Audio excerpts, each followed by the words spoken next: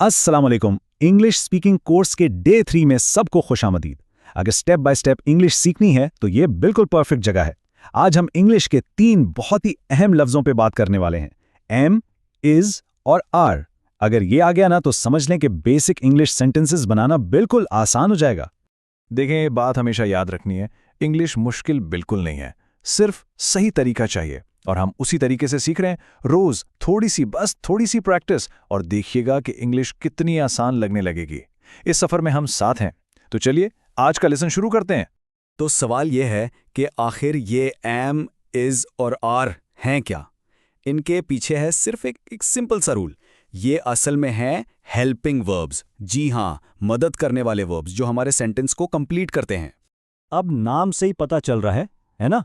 Helping verbs यानी ये हमारी मदद करते हैं।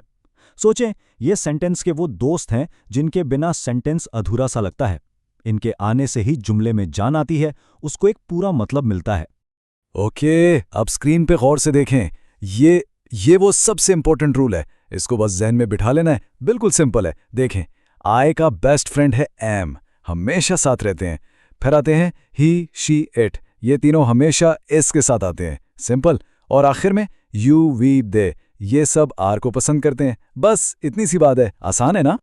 रूल तो हमने देख लिया, बहुत आसान था, लेकिन असल मजा तो इसको एक्शन में देखने का है ना? तो चलिए अब देखते हैं कि ये एम, इज और आर असल सेंटेंसेस में काम कैसे करते हैं। तो सबसे पहले बात करते हैं एम की। ये तो बहुत ही लॉयल है। ये कहता है मैं सिर्फ और सिर्फ आई के साथ आऊंगा। एम का बस एक ही दोस्त है और वो है आई। That's it, simple. चलें मिसाल देखते हैं। जैसे आई एम अ स्टूडेंट, मतलब मैं एक स्टूडेंट हूं। या फिर आई एम हैप्पी, मैं खुश हूं। देखा, जहां आई है वहां एम है। कितना आसान है। Okay, next up is. इसका रूल भी बहुत सिंपल है। जब भी हम किसी एक शख्स या एक चीज की बात कर रहे हो यानी सिंगुलर, तो हम इज इस्तेमाल करते हैं, जैसे कि ही, शी या इट। मिसाल के तौर पर देखें, ही इज अ बॉय, वो एक लड़का है। या फिर शी इज अ टीचर, वो एक टीचर है। तो याद रखें, जब भी बात हो किसी एक बंदे की, ही, शी, इट, तो साथ में आएगा इज। और अब बारी है आर की।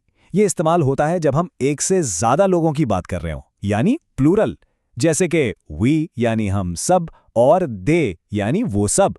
और हाँ, यू के साथ भी हमेशा आर ही लगता है। चलें एग्जाम्पल देखते हैं। यू आर माई फ्रेंड, तुम मेरे दोस्त हो। एक और देखें, वी आर स्टूडेंट्स, हम स्टूडेंट्स हैं। यहां वी का मतलब है कि हम एक से ज्यादा लोग हैं, इसलिए हमने आर इस्तेमाल किया। सिंपल। ऑलराइट, रूल सीख लिए, एग्जाम्पल्स देख लिए। अब क्या? अब वक्त है प्रैक्टिस का, क्योंकि इंग्लिश बोलने से ही आती है। सही कहा ना? तो चलिए, जो कुछ सीखा है उसको आजमाते हैं। Let's go.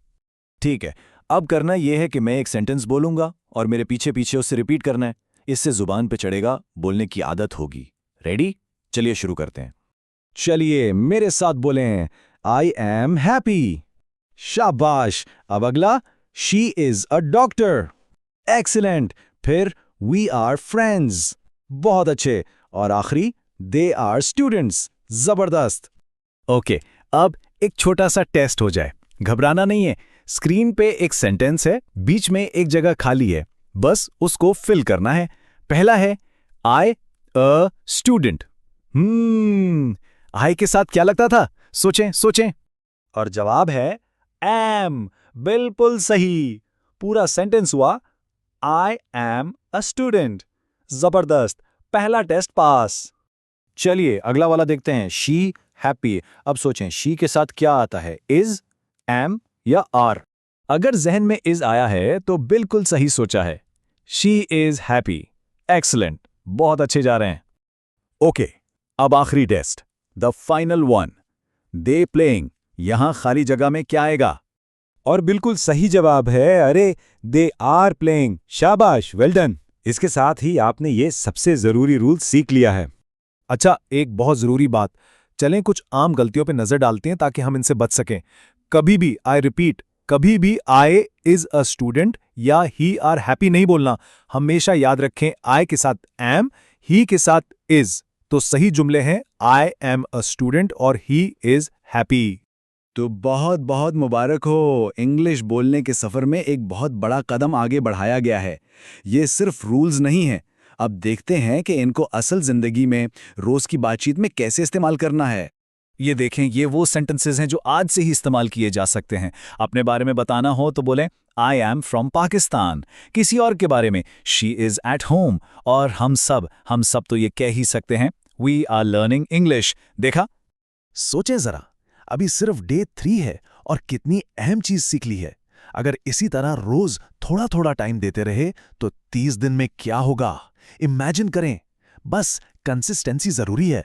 अगर आज का लेसन अच्छा लगा तो इसे लाइक जरूर करें और हाँ, कमेंट में लिखें आई एम लर्निंग इंग्लिश और डे 4 के लिए सब्सक्राइब करना बिल्कुल ना भूलें।